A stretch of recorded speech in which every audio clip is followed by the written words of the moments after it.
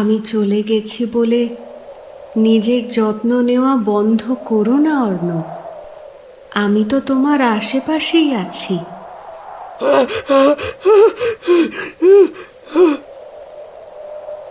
এই শ্মশানে কত চিতা জ্বলে, কত যে একটা ছাই হয়ে উড়ে যায়, যা চোখে দেখা যায় না বাবু, তাও তো কখনো কখনো চরম সত্যি হতে পারে।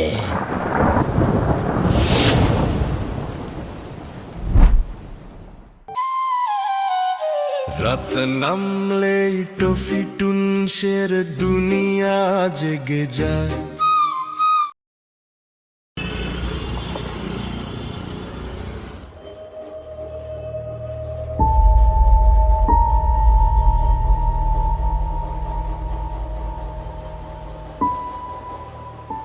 জলটা খা তো একটু। সকাল থেকে তো দানা পানি কিছুই পেটে চড়াসনি। এভাবে থাকলে তুইও অসুস্থ হয়ে পড়বি অর্ণব।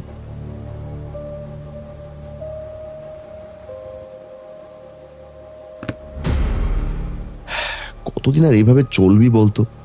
অনন্যা চলে গেছে আজ 3 মাস হলো। আমি জানি কষ্টটা কতটা, কিন্তু এভাবে নিজেকে শেষ করে দিলে কি আর ও ফিরে আসবে বল? এবার তোকেও তো একটু স্বাভাবিক হতে হবে রে। তোর তো নতুন উপন্যাসের কাজটা বাকি পড়ে আছে, ওটা আবার শুরু কর। লেখালেখির মধ্যে থাকলে মনটা একটু হালকা হবে। আর ইচ্ছে করে না রে বঙ্কিম। ভেতরের সব অনুভূতিগুলো মারা গেছে। এই ঘর, এই টেবিল, ওই জানালা, এই সব কিছুর দিকে তাকালেই ভেতরে স্মৃতি ভেসে ওঠে। চারপাশটা বড্ড শূন্য লাগে।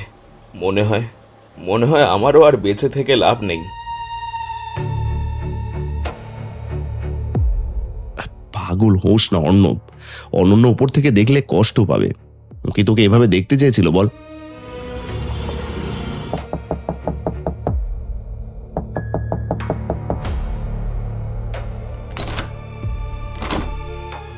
নমস্কার স্যার। অর্ণব বাবু তো আপনিই তো? আপনার একটা চিঠি আছে। চিঠি? এই ডিজিটাল যুগে কে আমাকে চিঠি পাঠাবে? আর এই খামের ওপর তো প্রেরকের নাম, ঠিকানা এসব কিছুই লেখা নেই, শুধু আমার নাম লেখা। ঠিকই ধরেছেন স্যার। চিঠির ওপর ডাকঘরের কোনো গোল ছিল নাই। আসলে হয়েছে কি, নীলমণি শ্মশান ঘাটের মুখে একটা পুরনো কাঠের লেটার বক্স আছে না, ওইখানে কে বা কারা এই চিঠিটা ফেলে গেছিল। খামের ওপরে আপনার এই বাড়ির ঠিকানা স্পষ্ট লেখা দেখে আমাদের রানার ওটা কুড়িয়ে মেইন অফিসে নিয়ে আসে। বড়বাবু বললেন ঠিকানা মতো পৌঁছে দিতে। আসি স্যার, ডিউটি আছে। কার চিঠি রে? শ্মশান ঘাটের লেটার বক্সে কে ফেলবে? খুলে দেখ তো কি লেখা আছে।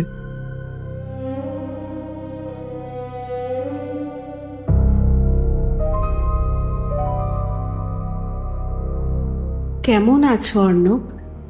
জানি ঘরটা একদম অগোছালো করে রেখেছ। ঠিক মতো খাচ্ছ তো, নাকি আমার মতো বকার কেউ নেই বলে যা তা করছো? ওষুধগুলো সময় মতো নিচ্ছ তো, নাকি ওগুলোও ভুলেই গেছো? আমি চলে গেছি বলে নিজের যত্ন নেওয়া বন্ধ করো না কিন্তু। ভালো থেকো। অনন্যা, বঙ্কিম, এ তো অনন্যার হাতের লেখা। এই যে দেখ, ও যেভাবে অ আর ভ লিখত ঠিক সেইভাবেই হাতের লেখা। বঙ্কিম, দেখ দেখ, এটা অনন্যাই লিখেছে। ওপার থেকেও আমার জন্য চিঠি পাঠিয়েছে।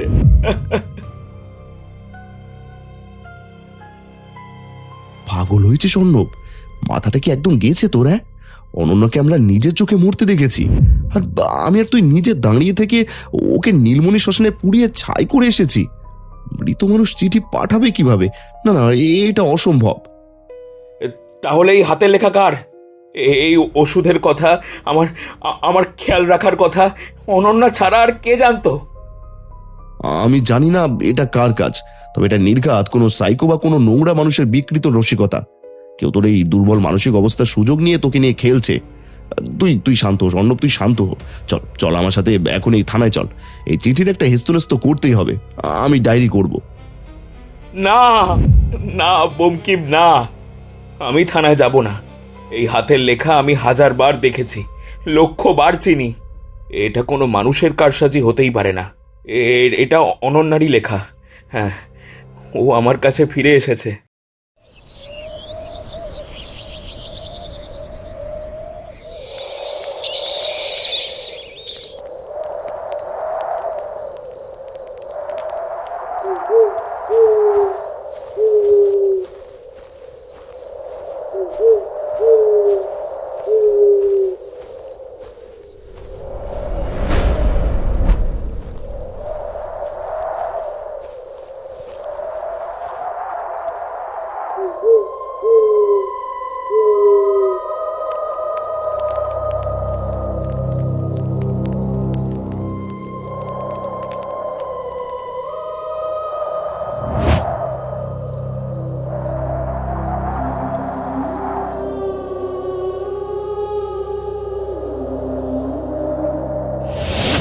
অর্ণব থাম, আর কত পাগলামি করবি? মাঝরাতেই শ্মশানের ঘাটে কেউ চিঠি ফেলতে আসবে বল? হ্যাঁ, জায়গাটা ভালো ঠেকছে না রে। চল ফিরে যাই। না বঙ্কিম, পোস্টম্যান বলেছিল এই লেটার বক্সেই চিঠিটা পাওয়া গেছে। তুই বুঝতে পারছিস না? আরে কেউ একজন এখানে এসেছিল, কেউ একজন তো একটা এসেছিল।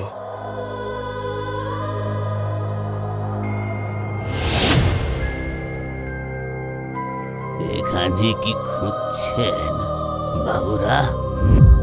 মাঝরাতে শ্মশানে জীবিত মানুষের আবার কাজ কি?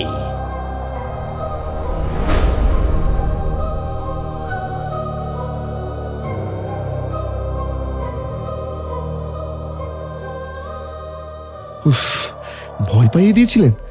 আপনি কে? আর এত রাতে এভাবে হুট করে পেছন থেকে আসার মানেটা কি? হ্যাঁ, আমি গৌরাঙ্গ, এই নীলমণি শ্মশান ঘাটের চিতা পাহারা দি, দেখাশোনাও করি। কেয়ারটেকার বলতে পারেন আমাকে, কিন্তু এই অমাবস্যার রাতে আপনাদের মতো ভদ্রঘরের ছেলেদের এখানে তো আসার কথা নয়। শুনুন গৌরাঙ্গবাবু, সোজা কথার উত্তর দিন। আজ দুপুরে জরাজুন লেটার বক্স থেকে একটা নীল রঙের খামের চিঠি গেছে আমার এই বন্ধুর বাড়িতে। এই চিঠির পেছনে কে আছে? কোন বদমাস মাঝরাতে এখানে সেই খাম ফেলে যায়? কি চিঠি? এই শ্মশানে প্রতিদিন কত মানুষ আসে বাবু, কত শত চিতা জ্বলে, কত আত্মা ছাই হয়ে যায় গঙ্গার বাতাসে উড়ে। যে চলে যায় সে কি সত্যি সব সম্পর্ক চুকিয়ে দেয়? আত্মার কি কোনো নিজস্ব বাসা থাকতে নেই বাবু? ও বাবু, হয়তো অপার থেকে কেউ তার মনের না বলা কথা পাঠাচ্ছে। ফালতু কথা বলবেন না। এই আধ্যাত্মিক আর ভূত প্রেতের গাল গল্প অন্য কাউকে শোনাবেন, বঙ্কিম সেনগুপ্তকে নয়। আমি সব অলৌকিকতা এক ফোঁটাও বিশ্বাস করি না। এটা নির্ঘাত কোনো মানুষের কাজ, যে আমাদের উপর নজর রাখছে। আর আপনিও মনে হয় তার ব্যাপারে কিছু জানেন।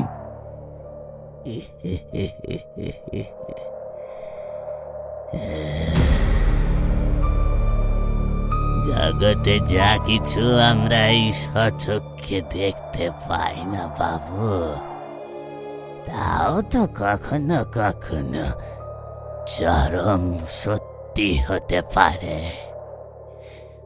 অবিশ্বাস দিয়ে তো আর মনের টানকে মাপা যায় না। দাদু, আপনি কি জানেন ওই চিঠিটা কে রেখেছে? ওটা কি অনন্যা? অর্ণব, তুই চুপ কর তো। শুনুন বুড়ো দাদু, আপনাকে শেষবারের মতো বলে যাচ্ছি, কাল থেকে যদি আমার বন্ধুর বাড়িতে আর একটাও এরকম উড়ো চিঠি যায়, আমি তো সোজা পুলিশ ডাকবো।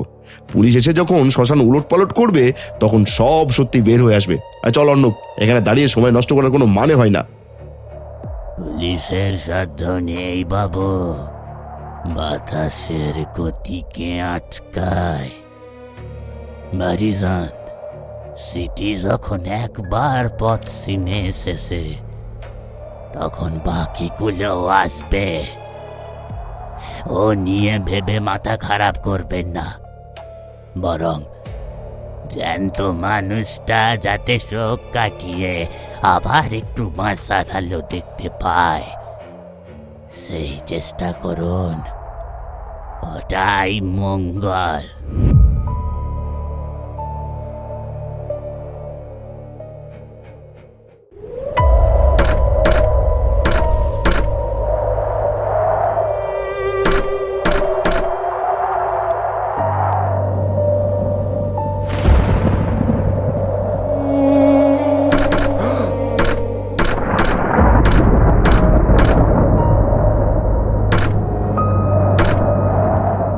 উফ, কি সাংঘাতিক হাওয়া রে!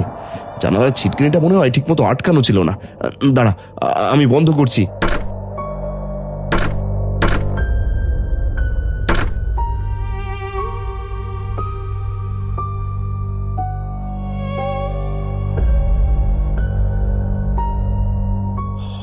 অর্ণব, এটা এটা তো ওটাই, তাই না?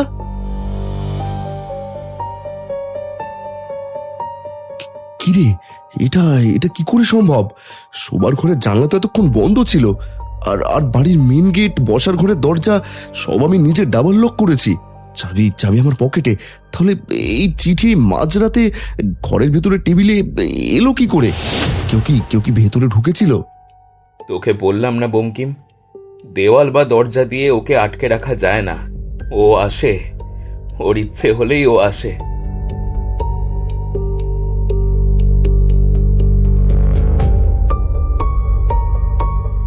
রাগ করো না অর্ণব, চিঠি পাঠিয়ে তোমাকে ভয় দেখাতে চাইনি।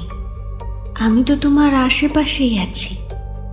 তুমি যে প্রতিদিন রাত জেগে আমার ছবির দিকে তাকিয়ে কাঁদছো তা আমি স্পষ্ট দেখতে পাচ্ছি। নিজেকে এত কষ্ট দিচ্ছ কেন? আমাদের ছাদের টবের গাছগুলো শুকিয়ে যাচ্ছে, ওগুলোতে একটু জল দিও। আর শোনো, আলমারির ভেতরের গোপন লকারে তোমার সেই দরকারি ফাইলটা রাখা আছে, যেটা তুমি হন্যে হয়ে খুঁজছিলে। ওটা বের করে নিও। ভালো থেকো।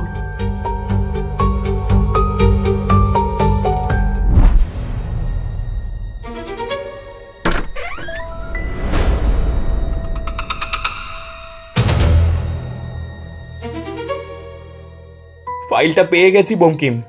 এই লকারের কোডের কথা, এই ফাইলটার কথা আমি আর অনন্যা ছাড়া পৃথিবীর কোনো তৃতীয় ব্যক্তি জানে না। এবার তুই কি বলবি? হ্যাঁ, এটা কোনো মানুষের কাজ? এটা এটা তো হওয়ার কথা নয়। কোনো যুক্তি, কোনো বিজ্ঞান তো এটার ব্যাখ্যা করতে পারে না। তুই ঠিকই বলেছিলি অর্ণব, এই ফাইলের খোঁজ বাইরের কারো পক্ষে জানা অসম্ভব। আমার আমার চেনা যুক্তিগুলো এবার সব কেমন যেন গুলিয়ে যাচ্ছে।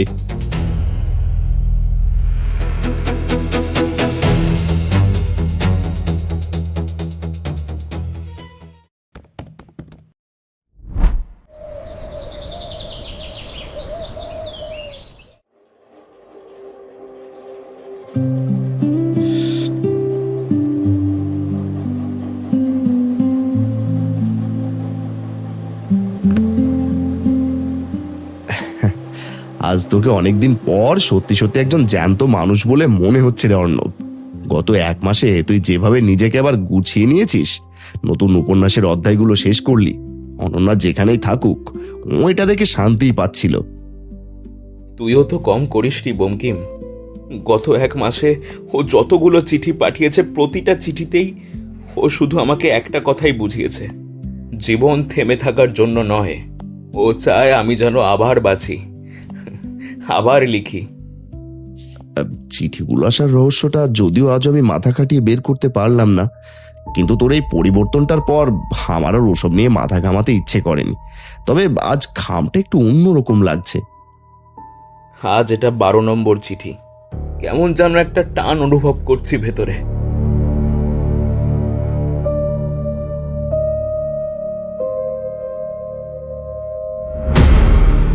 আজ আমার শেষ চিঠি অর্ণব।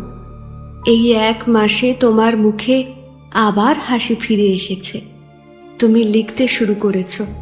এটা দেখি আমি আজ শান্তিতে ওপারে বিদায় নিচ্ছি। আমার জন্য আর মন খারাপ করে থেকো না। এবার অতীতটাকে একটা সুন্দর স্মৃতি বানিয়ে সামনে এগিয়ে যাও। আর হ্যাঁ, বঙ্কিমকে আমার হয়ে অনেক অনেক ধন্যবাদ দিও। ও পাশে না থাকলে হয়তো তুমি নিজেকে সামলাতে পারতে না। ও সত্যিই খুব ভালো বন্ধু। ভালো থেকো অর্ণব। বিদায়।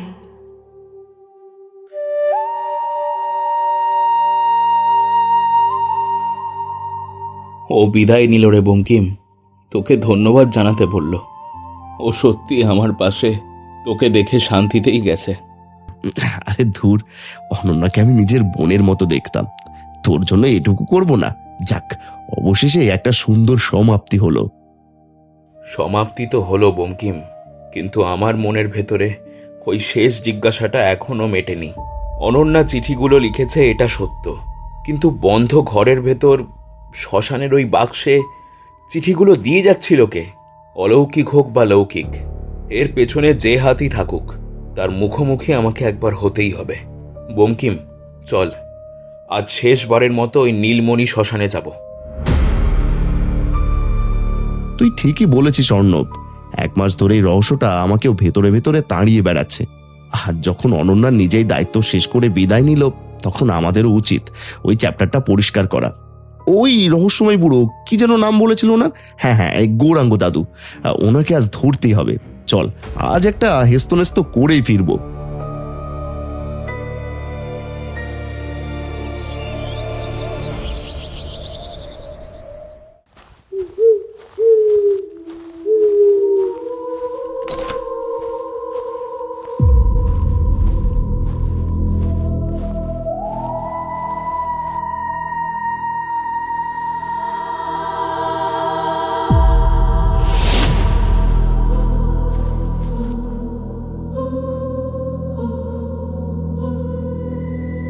অর্ণব, এটা একটু দেখ, জলদি আয় এদিকে। এই হাতের লেখাটা দেখ।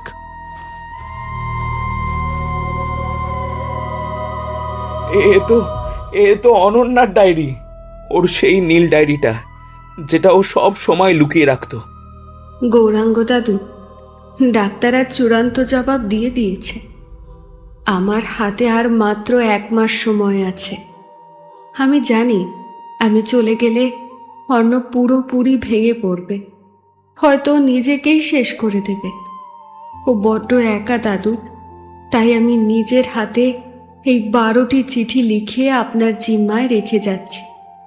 আমার মৃত্যুর পর প্রতি সপ্তাহে নিয়ম করে একটা করে চিঠি ওই শ্মশানের লেটার বক্সে ফেলে আসবেন। অর্ণব যেন ভাবে আমি ওপার থেকেই ওর খোঁজ নিচ্ছি। ও যেন এই বিশ্বাসের জোরে আস্তে আস্তে শোক কাটিয়ে আবার নতুন করে বাঁচতে শেখে, আবার লিখতে শুরু করে। ও ভালো থাকলে আমার আত্মা শান্তি পাবে দাদু। অনন্যা, তুমি নিজে মৃত্যুর কোলে ঢলে পড়েও শুধু আমাকে বাঁচানোর জন্য এত বড় একটা নাটক সাজিয়েছিলে। আমি কতটা অভাগা যে তোমার এই ভালোবাসার গভীরতা আমি বুঝিনি। অর্ণব, কাঁদিস না, একটু থাম। এই পাতার একদম নিচে লাল কালিতে গৌরাঙ্গ দাদুর নিজের হাতের একটা নোট লেখা আছে। এটা দেখ। মা অনন্যা, তুমি যখন চোখের জল ফেলতে ফেলতে আমার কাছে এই 12টি চিঠি দিয়ে গিয়েছিলে, তখন আমি তোমাকে না করতে পারিনি। কিন্তু নিয়তির কি নিষ্ঠুর পরিহাস দেখো মা। তুমি চলে যাওয়ার ঠিক 7 দিন আগে এক আকস্মিক দুর্ঘটনায় আমার এই নশ্বর জীবনের আলো নিভে গেল। মোরের মাথার সেই লরিটার ধাক্কায় আমি চিরদিনের মতো চোখ বুঝলাম। তোমার শেষ ইচ্ছাটা আমি জীবদ্দশায় পূরণ করে যেতে পারলাম না মা। পারলে এই বুড়োকে ক্ষমা করে দিও।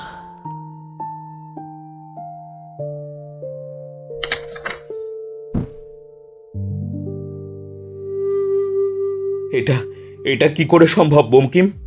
গৌরাঙ্গ দাদু যদি আমার বাড়িতে অনন্যার প্রথম চিঠি আসার আগেই যদি মারা গিয়ে থাকে, তবে 1 মাস ধরে নিয়ম করে ওই বন্ধ ঘরে শ্মশানের বাক্সে চিঠিগুলো ফেলে যাচ্ছিল কে?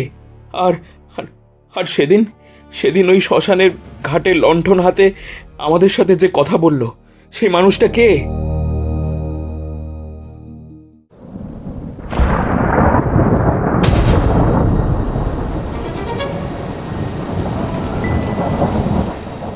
এই লোকটা, এই ছবিতে যে বৃদ্ধ মানুষটা আছে, ইনি কোথায়? গৌরাঙ্গ দাদু, উনি ঠিক কবে মারা গেছেন সত্যি করে বল। আরে এ তো আমাদের পুরনো কেয়ারটেকার গৌরাঙ্গদা। তা বাবুরা, ওনার কথা আজ এই হঠাৎ এই ঝড়ের রাতে জিজ্ঞেস করছেন কেন? উনি তো আজ থেকে ঠিক 4 মাস আগে ওই মোড়ের মাথায় একটা বড় লরির ধাক্কায় সকালেই আমাদের ছেড়ে চলে গেছেন। ঘটনাস্থলেই ওনার শেষ নিঃশ্বাস পড়েছিল। আর ওনার কোনো ওয়ারিশ ছিল না, তাই ওনার শেষকৃত্য আমি নিজেই করেছিলাম। এই শ্মশানেই ওনার পঞ্চভূত বিলীন হয়ে গেছে, বুঝলেন? বঙ্কিমের হাত থেকে টর্চটা ছিটকে কাদার ওপর পড়ে যায়। তার চেনা বিজ্ঞান আর জাগতিক সব যুক্তি আজ চূর্ণ বিচূর্ণ। অর্ণব আর কাঁদছে না। সে বৃষ্টি ভেজা মুখে আকাশের দিকে তাকায়। অনন্যা চিঠিগুলো লিখে রেখে গিয়েছিল ঠিকই, কিন্তু মৃত স্ত্রীর সেই শেষ ইচ্ছে আর ভালোবাসা যেন বৃথা না যায়। তাই ওপার থেকে ফিরে এসেছিলেন স্বয়ং এক মৃত কেয়ারটেকার। জগতের সব সত্য কি আর এই চর্মচক্ষে দেখা যায়?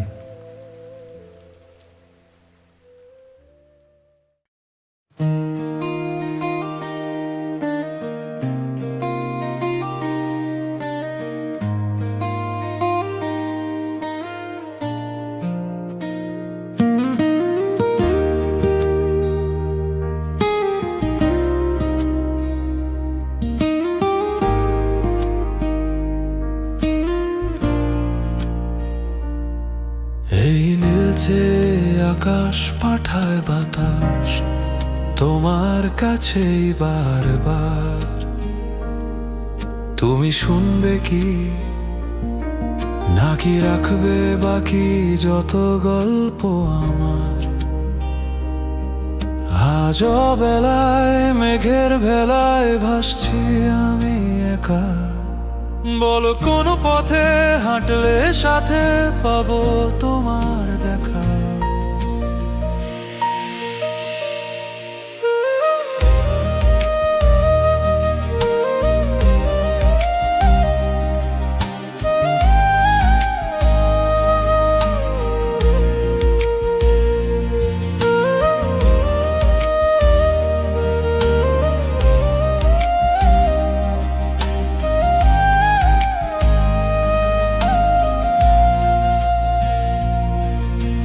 হঠাৎ যদি বৃষ্টি নামে আমার লেখা নীল খামে, পাঠিয়ে দিও একটুখানি সুর।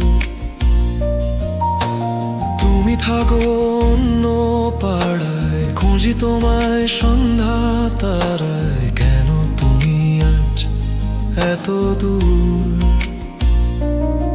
সেই রাস্তার মোড়, সেই নিঝুম ভোর মনে পড়ে কি তোমার?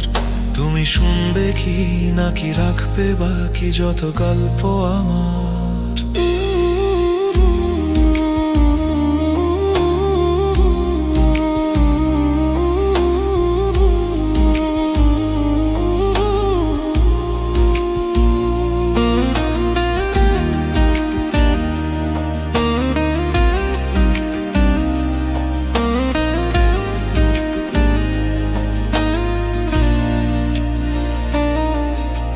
ক্লান্ত পথের ল্যাম্পপোস্টটা লুকিয়ে রাখে আমার কষ্টটা, সাক্ষী শুধু নীরবে সময়।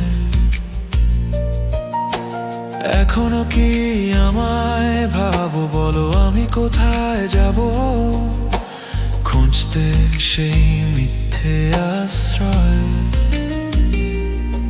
বলো আসবে কবে, নাকি দূরেই রবে, মিথ্যে কি সব পিছু ডাকা। মনের ফ্রেমে তোমার প্রেমে রয়ে গেছে শুধু ছবি আঁকা।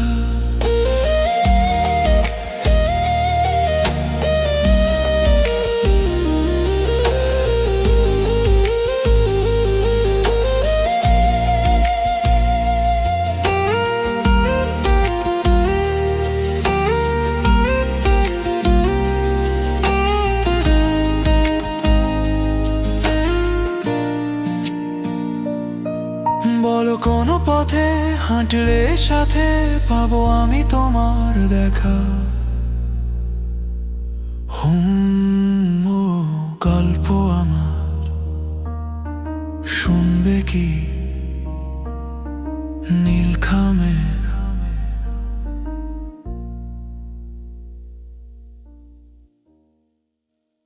ভিডিওর নাম একজোড়া সোনার বালা। যারা যারা উত্তর দিয়েছেন তাদের সবাইকে অসংখ্য ধন্যবাদ। সঠিক উত্তরদাতাদের মধ্যে থেকে আমরা কয়েকজনকে বেছে নিয়েছি। দীপঞ্জনা দাস, দুর্গাপুর, বর্ধমান; ধনঞ্জন রায়, বন্দিপুর, হুগলি; শম্পা মজুমদার, আগরতলা; মনীষা, ঢাকা, বাংলাদেশ; মমিতা মারাক, ত্রিপুরা; রুমা ব্যানার্জি, বোলপুর, শান্তিনিকেতন; তিতলি মোদক, নদিয়া; সাদিয়া, ঢাকা, বাংলাদেশ; মন্দিরা হাউলি, লক্ষণপুর, নস্করপাড়া; রীনা গুপ্তা, সোদপুর। আজকের প্রশ্ন, অনন্যা অর্ণবকে কয়টি চিঠি লিখেছিল? সঠিক উত্তরটি কমেন্টে লিখে জানান এবং সঠিক উত্তরের সাথে অবশ্যই আপনার নাম এবং আপনি কোথা থেকে ভিডিওটি দেখছেন সেটি অবশ্যই লিখে জানাবেন। ধন্যবাদ।